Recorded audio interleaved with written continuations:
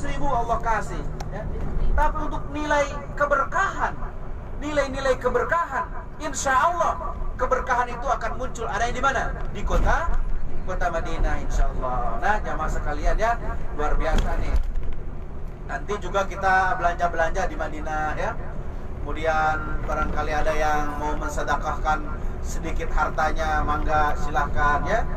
Siap-siap saja. Hakul yakin Pak, dengan demikian semuanya akan bernilai ibadah di sisi Allah Subhanahu wa taala. Amin ya Allah ya Rabbal alamin. Ya. Jadi jangan Pak, Mekah Madinah ini mangpang mengpeng kalau istilah orang Jawa itu ya. Mengpeng masih ada di Mekah, mengpeng masih ada di Madinah. Semuanya ya kita manfaatkan untuk senantiasa mengharap ridho Allah Subhanahu wa taala sehingga mendapatkan keutamaan dan pahala di sisi Allah. Amin ya Allah ya Rabbal alamin. Ya. Nah, makanya saya selalu menginstruksikan kepada jamaah, ayo kita bersedekah, kita senang memberi, senang berzariah. Kenapa? Mabu dalam Islam itu ada disebut dengan zakat, ya, zariah dan sedekah. Itu beda-beda itu karakteristiknya. Kalau zakat itu ibarat katanya adalah mengikat harta. Maka kalau orang yang kaya dia mendapatkan rezeki yang banyak, dizakatin. Biar apa? Biar diikat. Sedekah itu seperti apa? Sedekah itu seperti kandangnya, menjaga. Sedangkan zariah itu seperti parab. Apa parab istilahnya? Makanannya. Jadi kalau kita punya binatang peliharaan, nggak diikat, nggak dikandangin, nggak dikasih makan, nggak bakal gemuk, nggak bakal ambil hasilnya. Atau kadang-kadang kita hanya zakat saja, hanya diikat saja harta kita, tetapi tidak dijaga, ya lepas itu. Atau tidak dizariahin, ya, tidak dikasih makan, ya nggak bakal gemuk.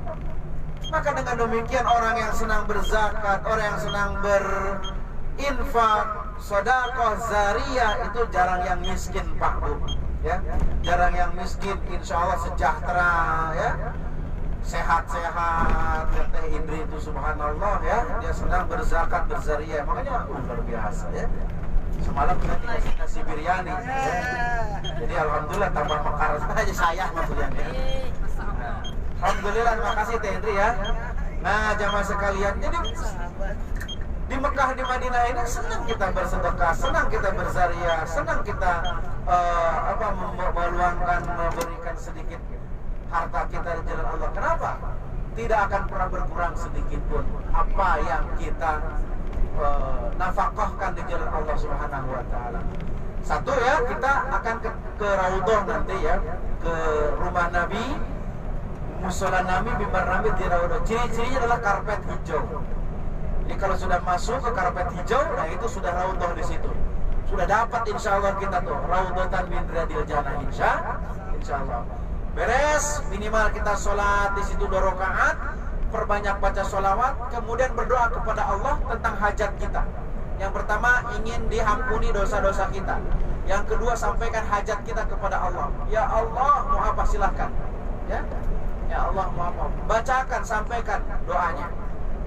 Setelah kita di Raudhah, kita keluar sambil ziarah makam baginda alam, mustika alam, Habibana al-Karim Muhammad sallallahu alaihi wasallam. Juga kita akan mengunjungi makbarah, kuburannya sahabat Nabi yang sangat mulia di situ, yang setia menemani sampai akhir zaman adalah Abu Bakar dan Umar. Ya. Nanti kita setelah kita masuk, kita akan membacakan sholawat Allahumma sholli ala sayyidina Muhammad wa ala ali sayyidina Muhammad. Geser sedikit, kemudian kita membaca salam ya Umar bin Khattab. Disampaikan salamnya seperti itu. Insya Allah itu akan menjadi catatan amal kebaikan bagi kita semua, insya Allah. Nah inilah istimewanya kita wisata religi, melaksanakan ibadah umrah. Selain mendapatkan ilmu pengetahuan, juga lebih-lebih kita akan mendapatkan pahala di sisi Allah Subhanahu wa taala. Amin ya Allah ya rabbal alamin. Setelah beres kita ziarah ke mana? Ke Raudhah, kemudian kita ziarah ke makam Nabi. Kita juga akan menuju nanti Masjid Quba, insyaallah ya. Kalau pagi di sana, yang pertama salat tahiyatul masjid. Ya, setelah tahiyatul masjid minimal salat duha, salat hajat misalnya, salat taubat, salat tasbih, salat apa saja di situ boleh. Ya, jadi udah datang tahiyatul masjid nggak doa, curlaur ulah. Tapi kumaha beres tahiyatul masjid, kalau waktu duha ya kita laksanakan duha. Ya, agar apa? Agar Allah mudahkan segala urusan kita. Nah, itu saja barangkali sekilas info terkait tentang Madinatul Rasul. Yang terpenting jaga akhlak kita, jaga perbuatan kita. Kenapa? Kita akan bertemu dengan panutan kita, hamba Allah yang paling mulia, yang paling benar ibadahnya, yang paling khusyuk ketika berdoa, yang paling lemah lembut tutur katanya, yang paling penyayang terhadap umatnya. Siapa dia? Habibana al-Karim Muhammad sallallahu alaihi wasallam.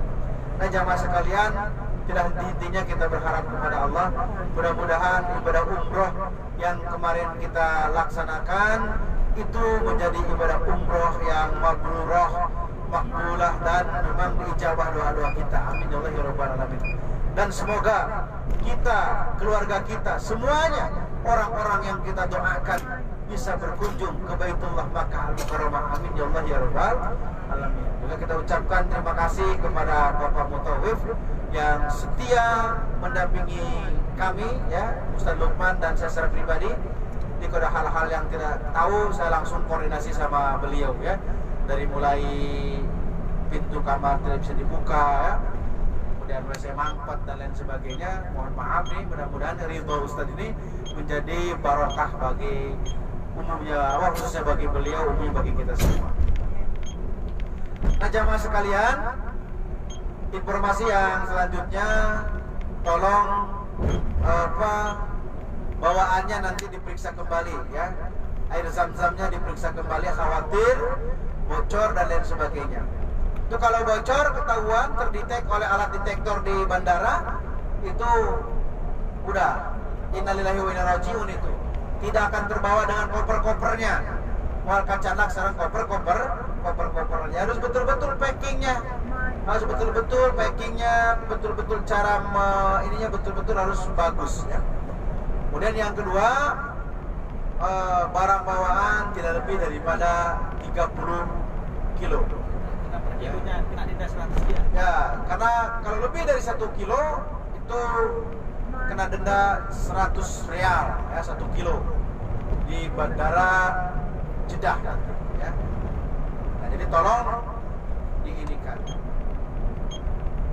diperhatikan. Nanti kita belanja barang-barang, barangkali ada yang mau ngasih hadiah buat anaknya, ibunya, ya, tetangganya, orang-orang yang memang kita sayangi. Insya Allah kalau ada rezekinya kita akan berikan hadiah. Kenapa? Karena hadiah ini merupakan tanda cinta kita kepada orang yang kita kasih hadiahi, dan juga bernilai ibadah di sisi Allah Subhanahu wa taala. Amin ya Allah ya rabbal alamin.